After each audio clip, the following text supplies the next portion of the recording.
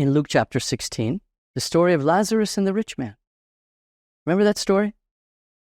Lazarus is outside the gate. The dogs are licking his wounds, and the rich man doesn't give him anything. And the days go by, and the rich man dies, right? And Lazarus dies, right? And the rich man is in hell, and there's a great chasm, and Abraham is up there, and Lazarus is being comforted in the bosom of Abraham. And the rich man cries out, he says, "It's so hot down here in hell. Give me some, send him to give me something to drink." He said, no way. And he said, "There's this huge chasm. You can't cross it. It's done. It's fixed." And then the rich man, he cries, he says, send somebody, send Lazarus to my brothers, to my family who are still alive, and warn them, please. And Yeshua says, well, Abraham says, you know what he says? He says, "They have Moses and the prophets. Let them listen to them." And the rich man says, "But if someone comes back from the dead, they'll listen." And Abraham says, "No, they won't. If they don't believe in Moses and the prophets, it doesn't matter if the carob tree moves this way, if the stream flows that way, if the walls fall down and get back together again, or if there's some voice to some blah, blah, blah, blah. If they really don't believe in Moses and the prophets, even if someone comes back from the dead, they won't believe." We have, this is going to surprise some people, but we have, our people, religious Orthodox Jews, don't know the prophets because they're stuck because of this. We read the Torah.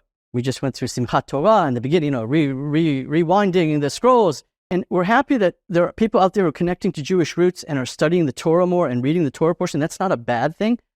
But be careful. If that's your main diet of Scripture, you're under this authority, this goofy, legendary, Talmudic, Babylonian nonsense, okay? All right? Because they don't even read the prophets. We have the Haftarah. We have little sections from here and there that fit. But the stuff from the book of Daniel, Isaiah 53, Jeremiah 31 are not there, okay? It's part of an agenda to keep the Messianic stuff and the Yeshua stuff away from our people. And there's a sense where the rabbis don't really believe the prophets. They don't read them. They don't even really believe Moses. We're going through, what is the deepest spiritual, social, economic division in our society has to do with the ultra-Orthodox and their unwillingness to serve in the army. Okay?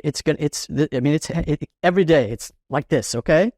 Okay, the religious Zionists, they said, we're moving forward, okay? We're not stuck back there. The restoration of Israel and the promises and the Zionists, that's part of the fulfillment of the Bible, and we have to stand for it and fight for it and believe in it. The ultra-Orthodox are saying, no. We just need to study Torah. They're not studying Torah. They're studying the Talmud. Okay? They're not studying Jeremiah. They're studying the Talmud and all this stuff. If you were studying the Torah, Moses, the Jewish people, how many times did they battle to get into the promised land? Moses standing there with his arms up like this. Okay? There were fights.